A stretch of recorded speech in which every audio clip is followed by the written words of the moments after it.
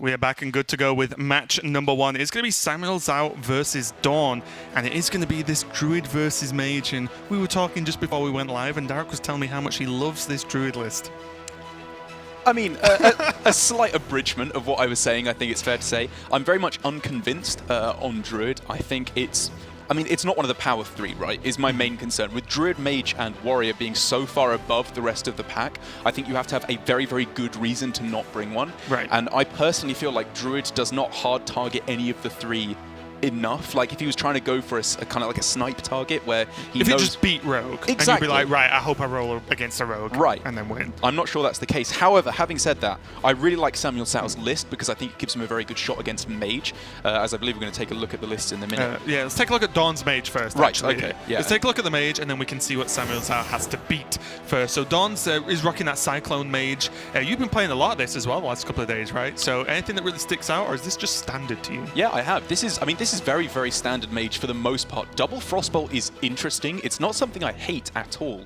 The list I've been playing is very similar to this, but as like a Twilight Drake in instead. This is, I think, a list that's arguably a little bit behind the curve, with the majority of lists nowadays running Snip Snap or Luna's Pocket Galaxy or both. Right. As I believe Orange tweeted out just a few moments ago, saying, you know, if you're not playing if you're not playing both Snip Snap and Luna's Pocket Galaxy, you're insane. But either way, it's a very, very standard list. You can see all the cards there. Cyclone, Conjurer's Calling, and Mountain Giant. It can do broken Mage stuff. This is still a very strong deck. Right, and like we said, this is pretty standard, but this is what SamuelTsao's got to beat. We can check out this Druid list right now, and this is the question mark for me today, at least. The Fairy Dragons I do like a lot, and we've been seeing that as fairly common tech. Yeah. I say tech, but it's his main list, of course, but just against any early removal, especially look at those 2 Frostbolts, right? Suddenly the 2 Fairy Dragons are going to do pretty well versus that.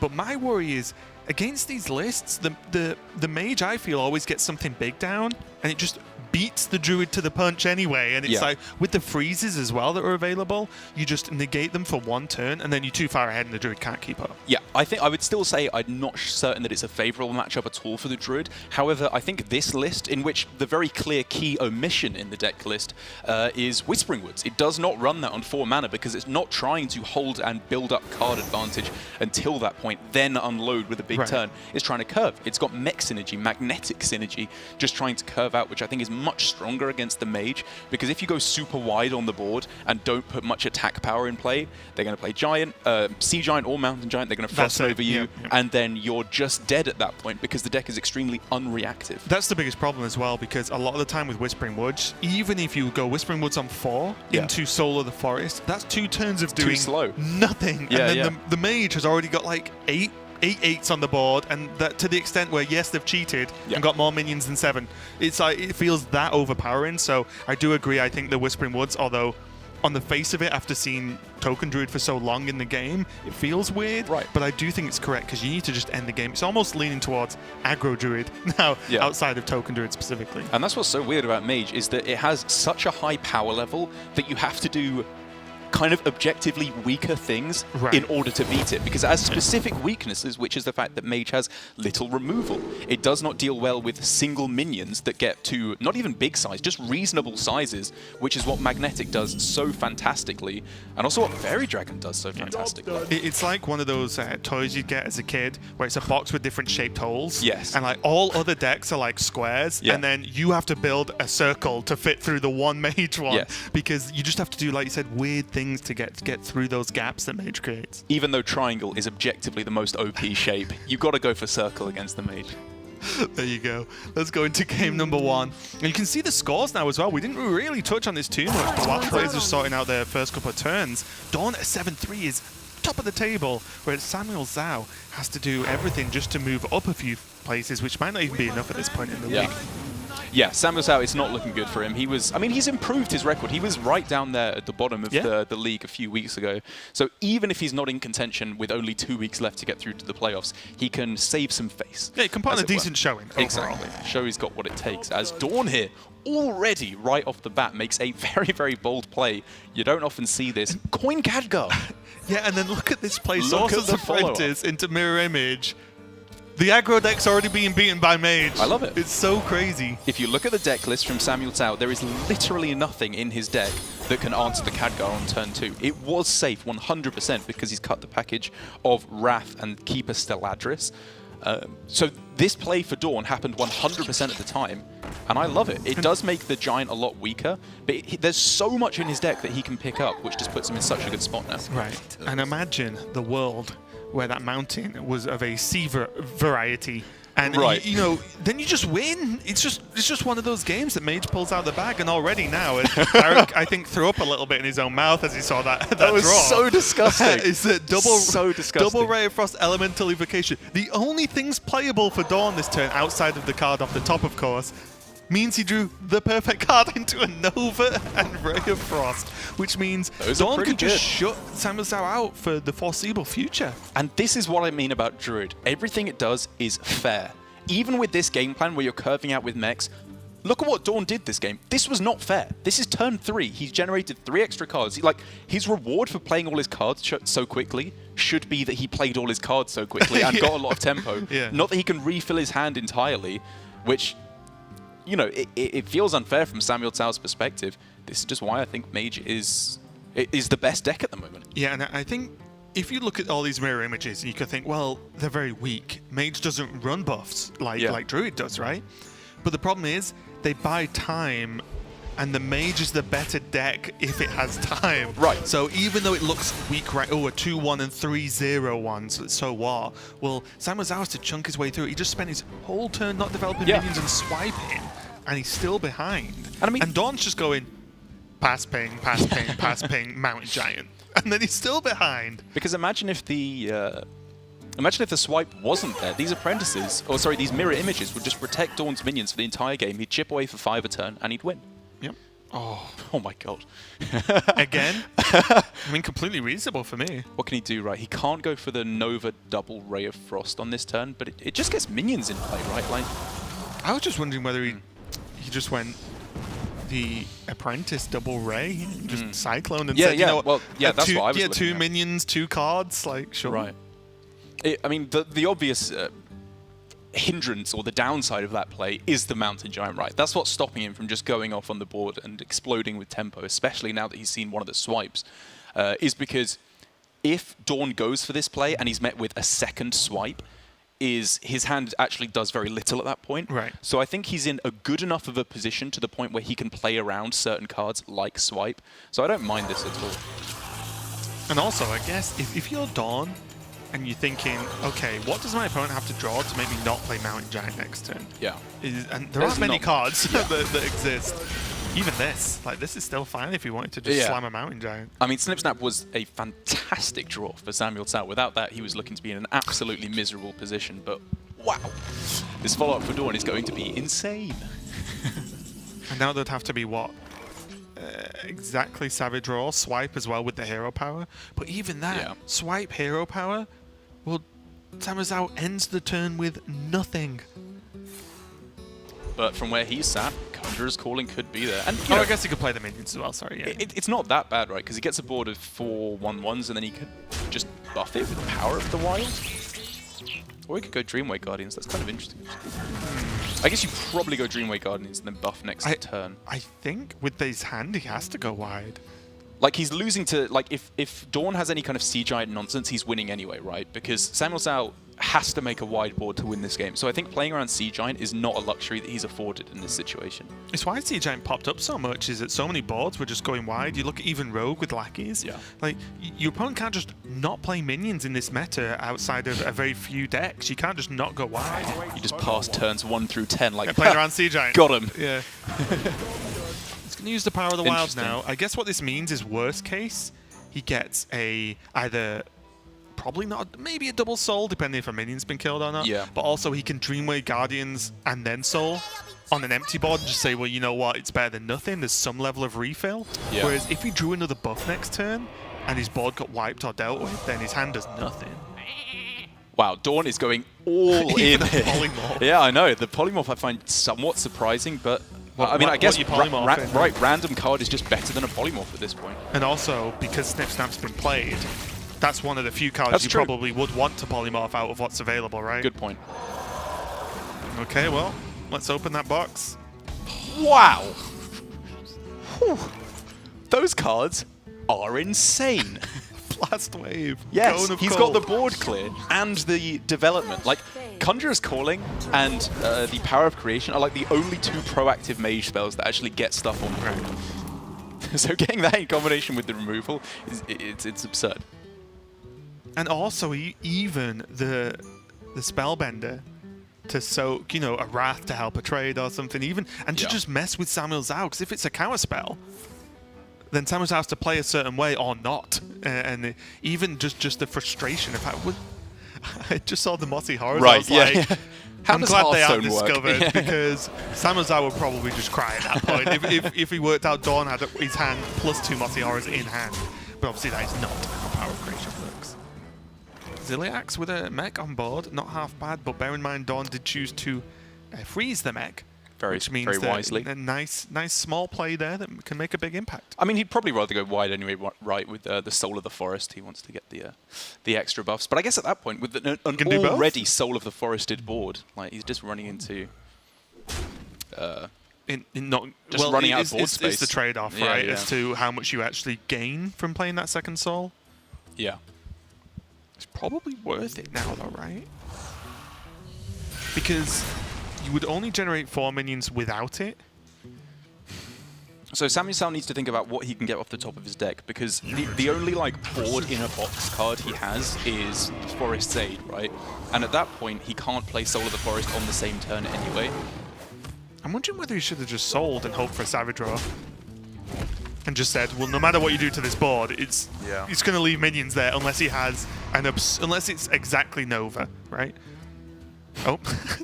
You called? Speaking of which. I mean, DawN on this turn, he probably can't quite set up lethal, but I think he can pretty much lock out the game, right? Like he goes... I mean, just even if he went Nova, double right? trade Nova, double Conjurer's Calling, right, was insane. Actually, yeah, I guess with the plus spell damage, you can even push some damage face. Yeah, this is... Could have blast waved with that spell damage and just that gained would've been... even more cards. Maybe that was better, actually. You hurt your own minions too, I guess. But if you're going to Conjurer's Call, maybe it doesn't matter. I don't know. It's pretty close. I mean, DawN at this point really just needs to wonder, how do I ever lose? He would have drew the Savage as well. Yeah, it's not a perfect way to look at it, because if SamuelTsao had gone for the extra Soul of the Forest, DawN would have probably just played the Nova, or like, played a bit differently, so it wouldn't have been as good. I was just thinking, like, in SamuelTsao's mind, what was the thing he needed to do to win the game? Win? Yeah. And I think going in on Soul for number 2, because there's only 4 minions, right? So you would have like burnt 1 minion, so to speak. Yeah. Is what you would have lost if the whole board got traded twice. But yeah, SamuelTsao just That's lost. it. He's just getting right out of that game, and I think it was fair enough. The board control was very, very firmly in DawN's favor. As looking back on that game, it was not an obvious play, because obviously towards the end of there we can just go, you know, mage lol, there was nothing that SamuelTsao could have done. But it was that turn 1 play of going for Coin Khadgar, which I've got to be honest, I was looking at his hand and saying, this is very good. I wasn't thinking of playing it that way. It was a very creative way to play the starting hand.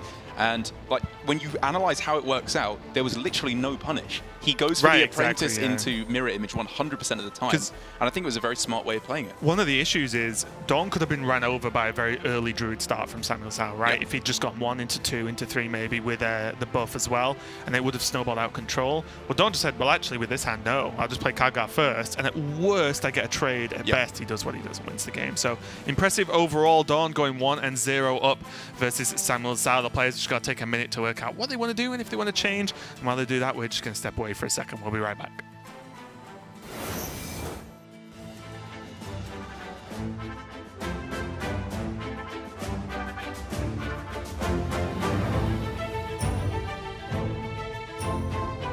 What's up, Hearthstone fans? Welcome back to another episode of The Curve, where we draw the biggest headlines from this past weekend on Curve.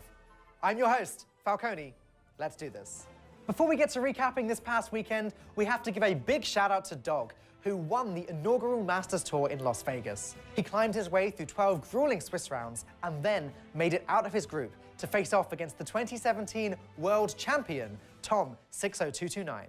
After a quick 2-0, Dog met Gallon in the finals, and then after 4 games, Dog walked away with the victory to become the first ever Masters Tour champion. In the Asia-Pacific region, Alutemu sits comfortably on top of the A division with an 8-2 record. While he hasn't yet clinched a spot in the playoffs, he is very close. If he can manage to snag 2 more wins next week, he will have a guaranteed spot, as most of his division peers are medaling in the 5-5 range.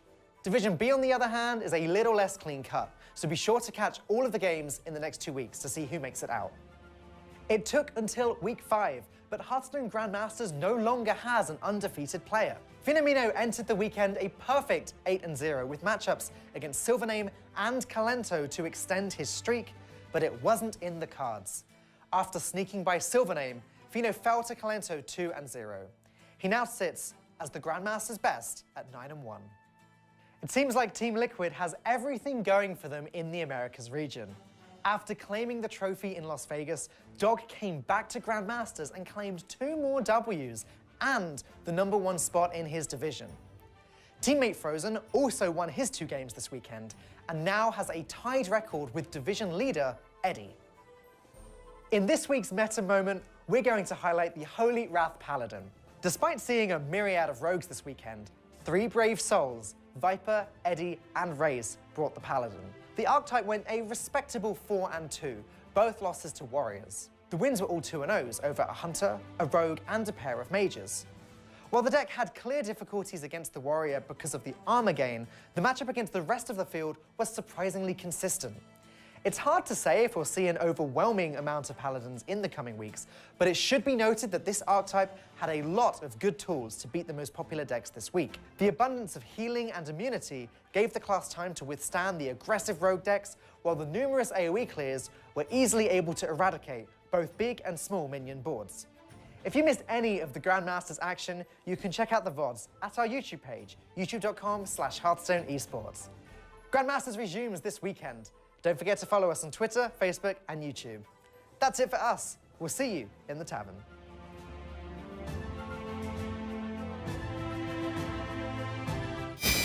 We're going to be moving swiftly on to game number 2 between DawN and SamuelTsao. DawN on the mage has chosen to move over to his tertiary deck, where SamuelTsao's just sticking with what he's got. And if the last game was anything to go by, what he's got is not a lot. Yeah, it's a bit of a weird secondary and tertiary set for SamuelTsao with, I believe, the first Hungry Crabs we've seen in Grandmasters, which is definitely somewhat interesting. But as we can take a look at DawN's tertiary deck, which he is switching over to here, things are going to get a little bit better for him here, as we can see, swapping in the Snip Snap Halftime Scavengers and Rabble Bouncers in particular. I feel like the Halftime Scavengers are very good against Rogue.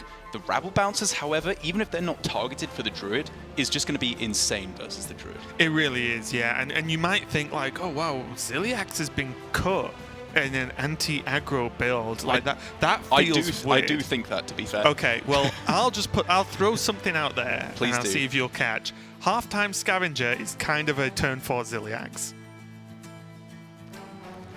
Yes. You can't see Dark's face. It's quite amusing. Kind of. Yeah. Oh yeah, kind of. if that statement was 100% true, everyone would play Halftime Scavenger. But what I mean is, with what you're trying to achieve, yes. Sometimes going say even turn 5 Ziliax trading to 1 minion against a board that may go wide often doesn't do enough. Whereas having that effect a turn earlier and a higher health total means that the Halftime Scavenger can maybe get 2 trades or maybe even 3 depending, whereas the Ziliax often gets 1 and a bit, I would say, with the 2 health kind of being negated a lot of the time. I agree, Ziliax is a garbage card, which is exactly what you were saying. Exactly what I'm saying. Quote me on it. I think everyone will just think I'm being honest. It'll be great. Probably. But I agree. I think Halftime Scavenger is a good card to put in Rogue.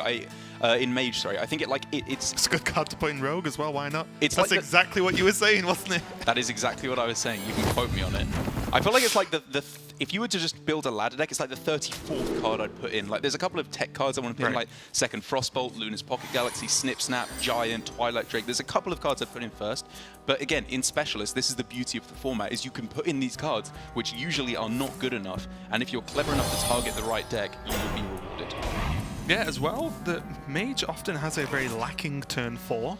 and that's now been padded out a little bit as well. You don't really, there was a Sandbinder in there, and that's it. So outside of spell combos, obviously Mage can go wide on any turn. I think just padding out a turn 4 isn't so bad. Maybe there's a different cut instead of the Ziliax, but it's not the most egregious thing I've seen in some deck building. Yeah, DawN, getting into this game now, DawN is in a very interesting spot here where he decided to go for the mirror images on 1, which is generally a play you don't do in Mage because it has a much higher ceiling of how good the card can be. And he was met with Fairy Dragon, which is obviously terrible in this instance. But there were quite a few cards that I think were actually just pretty terrible for him, be it Coin Fairy Dragon or Coin Power of the Wild or Coin Dreamway Guardians. Right. All of them just killed the mirror images and they didn't really protect anything. And therefore I don't really like... DawN seemed a little bit like in pain when he saw the Fairy Dragon come down. There were a lot of punishes for his play there. I think it was a little bit... He's throwing away just a very valuable resource to gain 6 health, which is reasonable, but not great. Yeah, I wonder if the idea was because he has a turn 3 and a turn 4. Was it just correct because he wasn't doing anything for a while anyway? Yeah, and if you wait till turn 6, 7 to mirror image against a Druid, maybe you just die. And there is one of those fears. It's very similar to the last game where we said, what does SamuelTsao need to win? Oh, Savage Roar, and he just blows him up for 20 odd damage. And maybe this stops that. I'm not saying it's perfect, but That's with fair. the rest of his curve, Snip Snap into halftime Scavenger, maybe it was just, okay, I'll play it now, because if I don't play it now, I might not play it for 6 turns. That's fair. I think, however, that against Druid, the way that you win is very often they make a big board and then you go with something like Sea Giant Freeze and you go for counter lethal very quickly. I think the mirror image is often very crucial to that game plan, just to get those key minions down, like Sea Giant, a bit cheaper, or to protect your minions, like Sorcerer's Apprentice a little bit later on. And I'm not going to be results-oriented and say, because he found the Sea Giant, it was wrong. But I still think that it was a very important turn 1 play that could look relatively innocuous. Interesting part now is there might be a lot of players that just snap Rabble Bouncer, but I actually think you do go halftime Scavenger here. What to do? Arena Because I tended to. one halftime Scavenger will kill most of the minions that will be on the board at the point it can attack, and Rabble Bouncer may not with these buffs, but also you are almost certainly not dead next turn, even if you just you can make that trade, so there's just a 4 attack or 2 attack on the board. The part-time Scavenger attacks next turn and probably gains armor, and if you're making this trade, the board's only going to get wider for SamuelTsao, which means that the Rabble Bouncer becomes cheaper, and maybe you can Rabble Bouncer and Sea Giant the turn after. So I think DawN could have sequenced that a little bit better to gain, because now he has another awkward turn, right? Does he draw and ping? Does he just drop 1 4-drop? And if he does, well, he could have maybe dropped 2 this turn. I think this one's a little bit closer for DawN because I think, given that SamuelTsao now knows that he's switched over to his tertiary deck because Snip Snap was played, I think he will do everything in his power to play around going too wide on the board. And I think even though this is a token Druid deck, he can do that quite well. With all the buffs that he has, he can buff 2 or 3 minions. With all the magnetization that he has, he can just make a board full of small minions instead.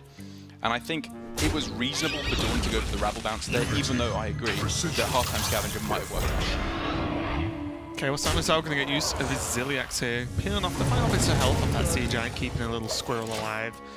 But still pretty tame so far. DawN just got some room to breathe, I think. As long as it keeps out arrows. And it's probably going to work out very well for him now with the Conjurer's Calling being picked up. This is one of the unsung like synergies, I guess, of playing halftime Scavenger is you play it, you get stealth, you trade, and then you can Conjurer's Calling it pretty much guaranteed, which is a very there's almost nothing that deals deal. with it, right? Yeah, pretty much. I think the worst that happens is it can be frozen. Yes. And then you either just choose to do the Conjurer's Calling or pass. Well, then you say, great, I'll take my rank 15 win because my opponent just frost over to 3-5 in the Mage Mirror. Yep. Yeah, you do.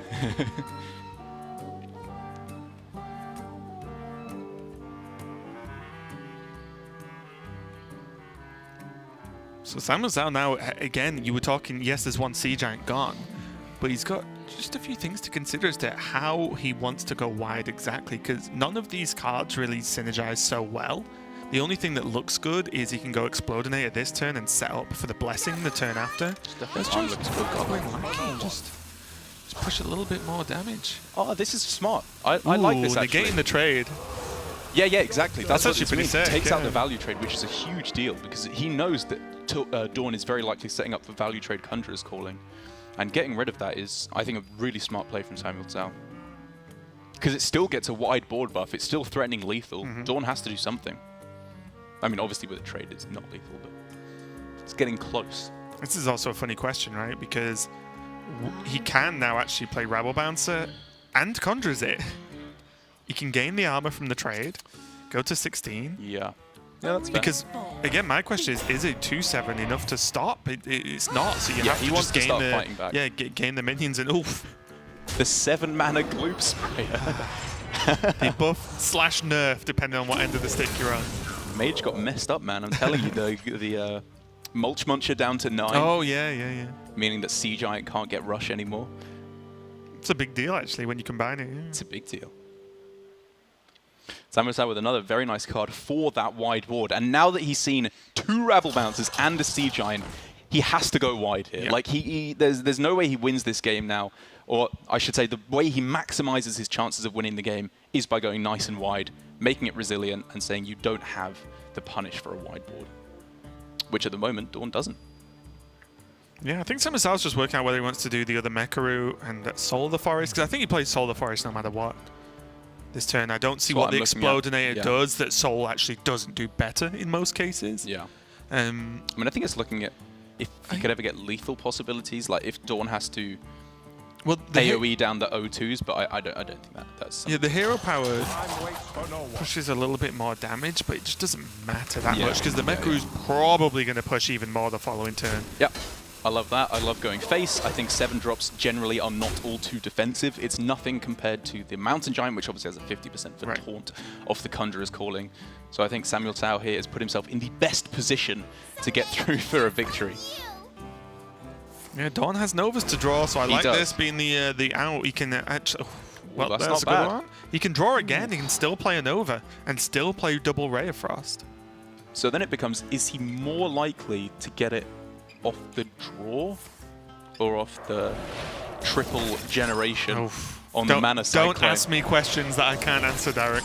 It's close. I mean, I guess this way he gets the 2 freezes anyway, right? And he might get Ray of Frosts or... Or he might get triple Triple Frostbolt. Ding, ding, ding. We're back in Vegas. So the problem here is, though, the Frostbolts don't actually help, because if you Frostbolts, it just generates more minions. I wish they would buff Frostbolt to just freezing. Runs out on me. Why can't Frostbolt just be Icelands? Bring Icelands back, oh my. It'd be balanced if you removed it for Frostbolt. DawN here still doing his absolute best, though, to play around the Savage Roar, obviously primarily, but it's getting close to the point of just a swipe winning him the game, or winning SamuelTsao the game.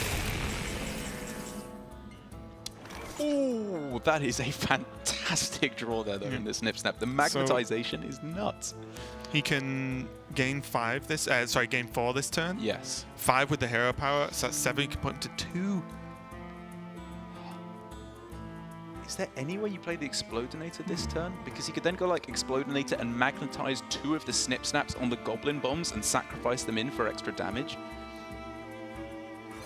It's close. It's close. I think I prefer the Snip Snap altogether though. It just gets damage in immediately, gives you an out for swipe to just close out the game. Luckily, SamuelTsao's got that 5 armor, because he's also facing That's down true. a good amount of damage right now. And after just seeing, obviously he's used them, but triple Frostbolt come off a Cyclone, SamuelTsao could just die next turn, depending on what's drawn. I mean, it's freeze, I think, that DawN needs now, right? Because if he gets Frost Nova, he can push all face and set up 2-turn lethal very, very easily. Yeah. I think. Yeah. So does that make it worth SamuelTsao just going face then? Just I think so. go face, It don't gives- worry about yeah, anything yeah. else, and then you can swipe. Right, he gives him Potentially. the out of swipe, and he gives him the out of DawN not drawing the Frost Nova as well. And it's also just 2 hero powers away from lethal at this point. That's right, Don's got that Frostbolt.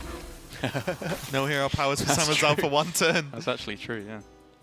As the Apprentice sticking on board, though, does now mean that DawN, with the Arcane Intellect, could do some pretty disgusting things on this turn. Should he find the cards, and Frost Nova is the card he is looking for. The Magic Trick. This is just when Mage starts going a bit nutty. Yup.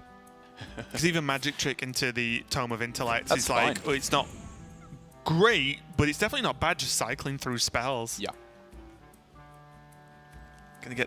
Just gonna play this to pop the Cyclone. And so now, assuming DawN plays Frostbolt Face, which I absolutely believe he will, it takes away the out of Savage Roar as well for SamuelTsao to be able to go for the lethal that way. It would be literally swipe. Right? I think it would be literally just swipe. No Leroy in the deck. Is there any way to kill off one of the Goblin bombs? Is he playing Wrath? He Not isn't, playing right? Wrath. Not in this list. I don't think so. Like if he got Evil Cable Rat into Cobalt Lackey, like it's stuff like that he's looking at. At this Oh, point. Spellbend it. Wow. Not that it matters if he's going to target face, of course, but... Everything's frozen up. He's set up very, very easily lethal. Replicating Menace is not the card that SamuelTsao needs, and even despite getting this close to winning the game, we see the power of Mage. This is what it does in this matchup. Builds up a board, freezes, and goes for counter-lethal. And this is why we've seen Mage evolve the way it has, with the Ray of Frosts plus Double Nova plus discovered spells of certain mages who've been playing, say, Blizzard, for example. And it just locks out board-focused minion decks as DawN takes this match 2-0. And again, you know, we said it earlier on, Druid has not sold itself to any of us, to be honest. And the freeze effects against a minion board that's so heavy and so linear. Like, DawN will know exactly what SamuelTsao is capable of each turn because Druid can only do one thing when it's built like this. It plays minions, tries to buff them, and then, yes, the swipes you have to consider. Like we said, not even Wrath onto a bomb was available because Wrath isn't Ram, and DawN takes the victory, and not too much of a surprise, at least in my opinion. Yeah, I think the player who brought the better deck won in this particular series. And you can see for DawN what it means to him. He's obviously still in contention, very much in contention for playoffs in top 3. Now going up to, what is that, an 8-3 record now, in with a very, very good spot of getting up there. Could even draw up to even with Shaxi, if Shaxi takes a loss in our second game of the day. So I'm very, very happy for him, shoring up his chances there, as I think even though there were some plays I wasn't quite sure about with his Mage, the mirror image on one, overall I think he brought a good deck and he executed it well. Yeah, maybe if he waited longer, he would have took extra damage and died. Maybe. You never know. Exactly. This is the world we live in. It's very, very difficult to say. But we are living in this reality. DawN takes the win 2-0 over SamuelTsao. We've got Glory versus Shaxi coming up next. Don't go anywhere. We'll be right back.